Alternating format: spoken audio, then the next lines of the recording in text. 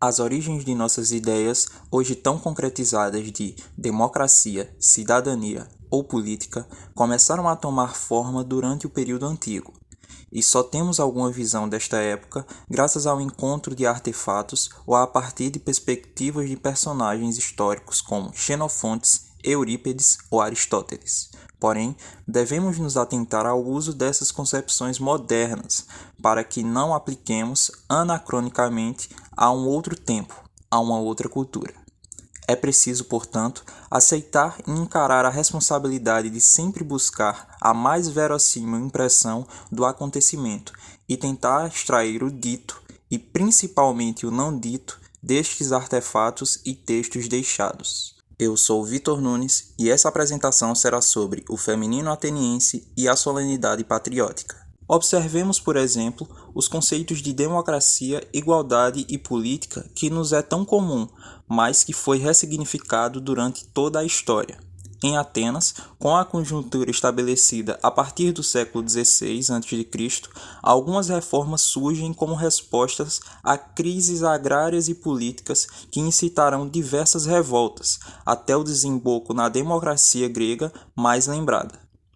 Nesse molde, todos os cidadãos tinham direito à política e democracia. Entretanto, só tinham acesso à cidadania homens eupátridas, sem escravos, sem estrangeiros e sem mulheres, que será um foco deste trabalho. Essa não cidadania feminina será um conceito que causará certa confusão no estudo de diversos aspectos da sociedade ateniense, como o acesso da mulher ao público, o acesso da mulher ao privado, a mulher no espaço doméstico ou a mulher como parte da comunidade.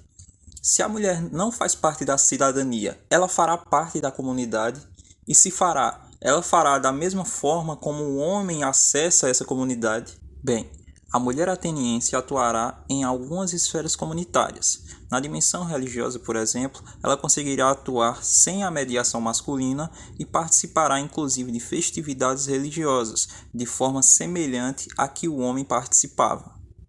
E como exemplo, eu trouxe aí essa imagem que apresenta um friso, né, que é o friso de Partenon, que esse friso está representando aí uma procissão de panateneias que estão indo em direção à Acrópole. Né? A Acrópole, que seria também chamada de Cidade Alta, e seria o lugar onde acontece a maior parte da ritualística religiosa, né? A principal, pelo menos, o principal lugar da religiosidade da cidade, nesse caso de Atenas. Né? Esse friso vai ficar localizado em Atenas. Nessa imagem a gente consegue observar aí que essa primeira mulher, essa que está liderando essa fileira na procissão, ela está carregando um queimador de incenso. As demais estão carregando jarrinhos, né, ou jarros, que contêm os líquidos necessários para as libações. E o que é libação? Bem, a libação é um termo que se refere à prática de oferecer bebidas alcoólicas em um ritual ou cerimônia religiosa ou cultural. Na Grécia Antiga, por exemplo, que é o lugar onde a gente está situado, a libação era uma forma de homenagear os deuses e realizar vertendo-se vinho em um recipiente ou diretamente no solo em um altar. Na mitologia grega, as libações eram frequentemente acompanhadas de orações ou pedidos aos deuses. Entretanto, a gente vai ter a presença da mulher enquanto membro da comunidade ou esse alcance de uma certa cidadania em outros lugares aquém da religiosidade. Mas desde já a gente já pode concluir que essa presença feminina ou essa vida pública feminina, ela vai acontecer de maneira tangencial se comparada, né, à coletividade entendida como atribuída aos cidadãos gregos e livres. De fato, se podemos falar em vida pública, no caso das mulheres cidadãs, né, entre aspas, uma das constatações que devemos fazer é a de que essa vida pública está marcada em termos de simbolismo, por uma outra comunidade, por uma outra forma de comunidade, a qual os atenienses do período clássico denominavam patris. É nesse sentido, portanto, que a mulher se conectará e será reconhecida como membro da comunidade. Ela fará parte da pátria. E quanto à patris ou à pátria, quanto à definição desse termo, a gente vai ter diferentes formas de definir o que seria patris. Na maioria das vezes, a gente vai ter atribuída patris ou pátria a definição de terra dos pais, ou terra em que você tem ascendência. E para que a gente consiga trabalhar e compreender como é que funciona essa ligação, ou ao menos como é representada essa ligação entre a mulher, entre o feminino e a pátria e a comunidade, né?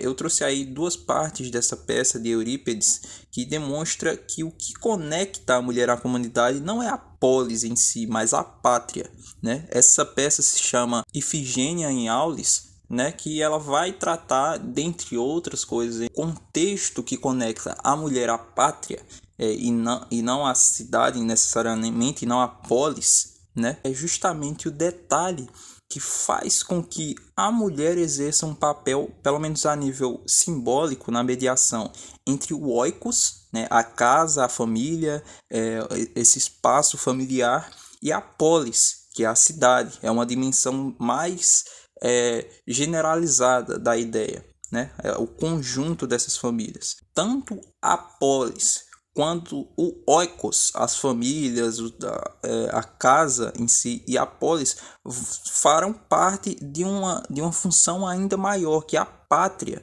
né? A pátria vai conseguir abarcar todo esse conceito, né? Toda essa dimensão, enquanto, de maneira geral, o oikos, a polis e a mulher têm suas raízes ali. Todos esses fatores vão fazer parte da pátria. Vamos observar agora como é que se define essa representação, como é definida essa representação, agora de olho no texto, né? Para que a gente consiga compreender em que aspecto, em que sentimento se dá em relação a essa ligação entre a mulher e o lugar, entre a mulher e a pátria, né? Abre aspas. Pondera então comigo, minha mãe querida, na fama que há de trazer esta atitude, a Grécia inteira, nossa generosa pátria. Dirige neste instante os olhos para mim. Dependem só de mim a viagem da frota e a extinção de Troia. E de mim depende eliminar de vez a possibilidade de os bárbaros tentarem novas agressões contra as mulheres gregas e os futuros raptos em nossa terra amada, depois de espiarem a vergonha de Helena levada por Paris. Olha os aspectos que esse texto traz, né? Olha as condições que esse texto traz. Olha como a mulher é representada falando sobre o seu lugar de pertencimento na cidade. Não há em nenhum momento uma ideia subalterna ou inferiorizada por a ideia de cidadania, de ligação de cidadania, está ligada sobre diferentes meios, né? É colocada aí como generosa pátria, como terra amada. A mulher tem uma ligação profunda nessa representação, uma ligação profunda, uma relação metafísica e física também, consequentemente, né? Do que é ser uma ateniense, do que é ser uma grega, né? Olha agora o segundo texto. Esse segundo texto vai conseguir colocar em outros termos ainda mais profundos a ideia que se tem de ligação entre a mulher e o lugar, né? Entre a mulher e a cidade. Abre aspas. Que de mim e de meus descendentes seja afastada essa imagem que apavora. Sentadas com afazeres, ricas lídias, esposas frígidas, que uma a outra se pergunta: quem será aquele que agarrará meus cabelos, levando-me as lágrimas, para me arrancar com uma planta do solo de minha pátria em ruínas? O que é que ela está colocando aqui? Primeiro, meus descendentes, que a descendência dela, assim como a ascendência dela, está ligada àquele lugar. Está enraizada naquele lugar, está enraizada naquele terreno, naquela pátria, naquela polis, naquele oikos, naquela família, enfim. Ela está ligada ali por meio da ascendência, e os descendentes dela também, ela torce, pelo menos, ela espera que os descendentes dela consigam também penetrar essa cidade, para que eles também se liguem ali. a pátria, né? E mais para frente, olha o peso dessa ideia. Para me arrancar como uma planta do solo de minha pátria. Isso é raiz, descrito literalmente que ela está ligada ali como uma raiz, ela faz parte daquilo. Entendeu? Ela pertence àquele lugar. Essa é a ideia. Ela pertence àquela pátria. Será como arrancá-la do seu solo, do seu lugar natural, né? Fazendo essa comparação que ela faz, como uma planta sendo arrancada do seu solo, ela seria arrancada de sua pátria. Tendo isso posto, para que a gente consiga ser eficiente enquanto nossa compreensão de como a mulher se relaciona com a cidadania, com Atenas, com o povo, a gente não deve se perguntar em qual espaço a mulher exerce sua ação. A gente deve se perguntar qual o efeito, qual o nível que essa mulher tem sobre todos os espaços, seja privado, público ou cívico. Por quê? Porque a pátria vai englobar tudo isso, toda essa ideia. Um outro exemplo dessa conexão é a representação típica em cerâmicas ao longo do século V a.C. Estas representações mostram um auxílio na libação e entrega de armas e algumas vestimentas da mulher para o jovem que se tornaria um guerreiro. Não há consenso se esse ritual expresso nos vasos seria literal ou se é apenas uma forma de propaganda, uma forma de simbolizar esse rito de passagem. Independente de qual seja a resposta, a mensagem expressa é a de que a mulher é um personagem determinante, é um elemento fundamental na passagem do jovem grego para a cidadania. Nesse rito, era mais comum a entrega feita por uma mulher, nesse rito de armamentação. Mas em alguns casos, a armamentação poderia ser feita por um homem mais velho ou o próprio guerreiro se equipar, né? Mas, assim, de qualquer forma, a importância da mulher nesse movimento ritualístico será confirmada pela iconografia, que é apresentada algumas vezes com a mulher sozinha carregando os elementos, né? A mulher, como está apresentado aí na tela, o jarro apresenta só a mulher carregando os equipamentos necessários para o guerreiro. Por meio dessas gravações que a gente tem aí, que estão sendo apresentadas, é possível perceber que esses rituais aconteciam primordialmente no espaço doméstico, né, no oikos, apontado por meio da presença de animais, altares domésticos e pilares que anunciariam o interior das casas, né? A união dessa informação de que o espaço escolhido é primordialmente o espaço doméstico com a informação de que a presença da mulher é uma figura regular, né? É uma figura essencial nesse rito, né, de armamento do jovem, revela que a completude da pátria se dá com a presença da mulher também. É mais um aspecto, como eu falei, de como essa mulher vai se ligar. Ela vai se ligar através do ritual do guerreiro. Ela é importante para que aquilo aconteça. Ela é totalmente relevante para que aquilo aconteça. Tanto é que é documentado isso, que essa representação indica que a mulher está ali, é uma presença essencial para que esse rito tenha sua completude. A patris, nesse sentido, ela vai representar o conjunto de habitações ou famílias, o oikos, que compartilham do mesmo terreno ou região. Além de toda essa perspectiva metafísica do que liga a mulher a pátrias, de uma maneira direta, objetiva, o que vai ligar também a mulher a pátrias é o espaço de convivência. Tanto a mulher quanto o espaço doméstico são relevantes para compor a pátria, né? O conjunto de habitações naquele terreno também correspondem ao qual seria a ideia de patris ou de pátria. Outro aspecto que a gente consegue entender a partir desses elementos colocados é sobre a perspectiva do papel feminino em relação à dominância que ela tem sobre as armas. O que é que eu quero dizer com isso? Que ao entender, o que dá a entender é que as mulheres ou a mulher é responsável pelos objetos da casa, ela se relaciona, esse é o papel dela, que é lidar com os objetos da casa, né, ou os objetos que estão na casa. Por exemplo, temos que o ato de pegar, levar e entregar as armas ao jovem, que a mulher é responsável pelo controle e armazenamento dos armamentos. Ela tem o controle, ela tem uma dominância, inclusive, sobre os armamentos. Também é possível, além disso, também é possível entender que a significância feminina no processo de libação. Por exemplo, a primeira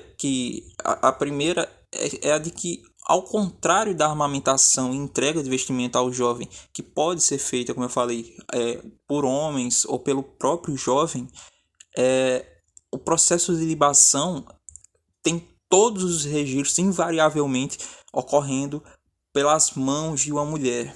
Outro aspecto que vai complementar justamente nesse rito de libação é que, quando se trata da iniciação do jovem guerreiro, a mulher não participa de forma individual desse processo, né? Ela não age sozinha no processo de libação. Ela executa todo o movimento em conjunto com o guerreiro. É possível, a partir desses pontos apresentados, concluir que o domínio sobre esses objetos e o lugar escolhido como apropriado para mediação, a casa, determinam no rito de mediação entre a casa e a cidade, entre o guerreiro dentro, entre a criança dentro e o adulto fora, entre o jovem dentro e o adulto fora, apresentam o papel imprescindível da mulher, o papel imprescindível feminino, não para complementar o rito objetivamente, mas para entregar o necessário e na hora certa, para que se inicie o momento de partida. De maneira geral, a responsabilidade da propagação da casa para o exterior está na presença adequada da mulher, na presença necessária da mulher nesse rito de passagem. Há aí, portanto, o que liga a mulher à comunidade, que faz ela pertencente à pátria. Claro, ainda não pode ser colocado como público, como partido público, mas também não tão subordinado ao privado, né? Há aí uma insubordinação na operação da pátria, pelo menos simbólica disso, né? Essa insubordinação na prática do patriotismo, ela se dá por agentes religiosos também, mais cívicos entre famílias. Aí, com o manuseio de objetos também é uma mensagem ao cívico, né? Uma participação no cívico, que é construída pela mulher. A partir do espaço doméstico, uma certa conexão com o cívico, com o exterior. E a partir daí que a mulher vai conseguir também se inserir naquele lugar, vai conseguir pertencer àquele lugar através da pátria. Bom, esse foi o meu trabalho, espero que tenha gostado, né? Estão aí as referências usadas para a construção desse trabalho. Espero que tenha gostado do tema colocado em debate, né? E é isso aí, valeu!